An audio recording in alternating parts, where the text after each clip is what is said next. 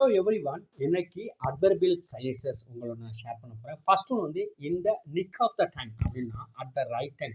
நம்ம சினிமாலாம் பார்த்துப்போம், தமிழ் சினிமாவில் கடைசியில் வந்து பார்த்தீங்கன்னா போலீஸ் வந்து ஒரு கரெக்டாக எல்லாமே அந்த குற்றவாளிகள்லாம் பிடிச்சி கொடுக்கும்போது வந்து கரெக்டாக வருவாங்க பார்த்தீங்களா. ஸோ அது வந்து எப்படி சொல்லுவாங்கன்னா, the police arrived on the scene in the nick of the time. nick of the time at the right time அர்த்தம். செகண்ட் வந்து in full swing.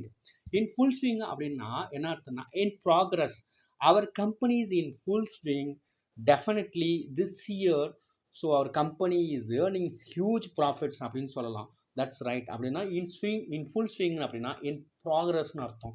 அடுத்து வந்து பார்த்தீங்கன்னா at the 11th hour. at the 11th hour na last moment, at the last moment some students are preparing for his UPSC main examination at the 11th hour அப்படின்னு சொல்லலாம். That's right. அப்படின்னா கடைசி நேரத்தில் பார்ப்பாங்க. சில பேர்லாம் செமஸ்டருக்கு வந்து ஃபுல்லாக விட்டுருவாங்க, அந்த எக்ஸாமுக்கு முன்னாடி நாள் விடிய விடிய படிப்பாங்க. ஸோ அதுதான் அந்த example. Okay, thank you, thank you so much.